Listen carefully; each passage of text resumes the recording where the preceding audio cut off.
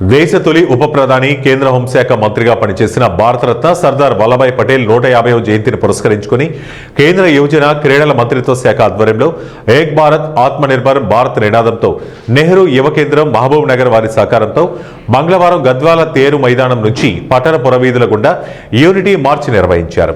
ముఖ్య అతిథిగా అదనపు కలెక్టర్ నరసింగరావు పాల్గొని నిర్వాహకులతో కలిసి జ్యోతి ప్రజ్వలన చేసి భారత మాత వల్లభాయ్ పటేల్ చిత్రపటాలకు పూజలు చేశారు. అదనపు కలెక్టర్ మాట్లాడుతూ సర్దార్ వల్లభాయ్ పటేల్ను స్మరించుకుంటూ ప్రభుత్వం దేశవ్యాప్తంగా పాదయాత్రలు ఇతర కార్యక్రమాలు నిర్వహిస్తున్నట్లు చెప్పారు. విద్యార్థులు సర్దార్ వల్లభాయ్ జీవిత చరిత్ర పుస్తకాలు చదివితే ఆయన గురించి మరిన్ని విషయాలు తెలుసుకోవచ్చన్నారు. దేశానికి స్వాతంత్రం వచ్చిన సమయంలో బ్రిటిష్ వారు దేశ విభజన చేయడంతో గడ్డు పరిస్థితులు ఎదుర్కోవాల్సి వచ్చిందన్నారు. దేశవ్యాప్తంగా ఉన్న 565 సంస్థానాలలో హైదరాబాద్, జునాగఢ్, కాశ్మీర్ రాజులు భారత యూనియన్లో తమ సంస్థానాలను కలిపేందుకు నిరాకరించడంతో సర్దార్ చాకచక్యంగా వ్యవహరించారన్నారు. ఆయన కృషి ఫలితంగానే నేడు మన దేశం ఐక్యతతో విరాజిల్లుతోందని చెప్పారు.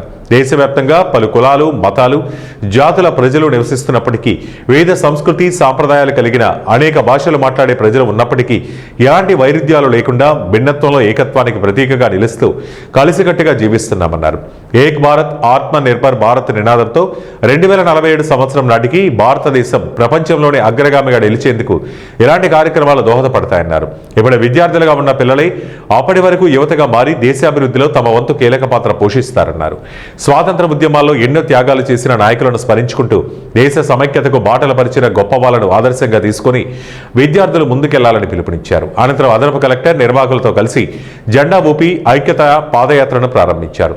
పలు పాఠశాలల విద్యార్థులు జాతీయ జెండాలు చేతబూని దేశభక్తి నినాదాలు చేస్తూ ర్యాలీలో ఉత్సాహంగా పాల్గొన్నారు.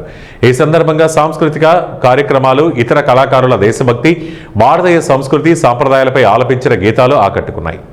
అందరికీ నమస్కారం. ఈరోజు మన గద్వాల పట్టణంలో ఉక్కు మనిషి సర్దార్ వల్లభాయ్ పటేల్ గారి 150వ జన్మదిన సందర్భంగా దేశవ్యాప్తంగా కూడా ఆయనను స్మరించుకునే విధంగా పాదయాత్రలు, అనేక కార్యక్రమాలు రూపొందించడం జరిగింది. ఇది దేశ యువ మరియు క్రీడలకు సంబంధించిన మంత్రిత్వ శాఖ ఆధ్వర్యంలో మన తెలంగాణ ప్రభుత్వం ఇక్కడ నిర్వహించడం జరుగుతుంది. ఈ కార్యక్రమానికి ఆర్గనైజ్ చేసిన మన జిల్లా యువజన అధికారి గారు, అలాగే కన్వీనర్ కొండలరావు గారు, అనిల్ కుమార్ గారు, ఇక్కడ వచ్చేసిన రామాంజనేయులు గారు, ఇక్కడ ఉన్న ఎంఈఓస్, విద్యార్థులందరికీ కూడా మరొకసారి నా నమస్కారం.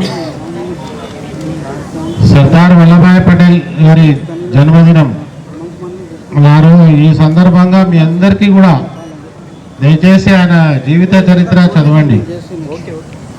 ఈ సందర్భం వచ్చింది కాబట్టి మనందరికీ ఒక గొప్ప వ్యక్తి గురించి మనం తెలుసుకోవాల్సిన అవసరం ఉంది. మనం ఎంతసేపు ఇతరులు చెప్పిన విషయాలను మనం తెలుసుకుంటాం. అట్లా కాకుండా ఇప్పుడు మనకు అవకాశం వచ్చింది కాబట్టి ఆయన పైన ఎన్నో పుస్తకాలు కూడా మనకు లభ్యం ఉన్నాయి, మనకు అందుబాటులో కూడా ఉన్నాయి, మీ స్కూల్ గ్రంథాలయాల్లో కూడా ఉంటాయి.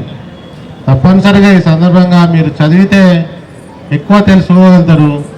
ఏ రకంగా మన దేశం అనేది స్వాతంత్రం వచ్చినప్పుడు ఏ రకంగా మన దేశ పరిస్థితి ఉండింది, అలాంటి గడ్డు పరిస్థితుల్లో ఒకానొక వ్యక్తి సంకల్పం అనేది దేశాన్ని ఎలా ఐక్యతగా ఉంచింది అనేది చాలా గొప్పగా మనకు తెలుస్తుంది. వెంటనే ఎలాంటి ఏర్పాట్లు లేకుండా బ్రిటిష్ వాళ్ళు 1947 ఆగస్టు 14 అర్ధరాత్రి నాడు వెళ్ళిపోయినారు. వాళ్ళు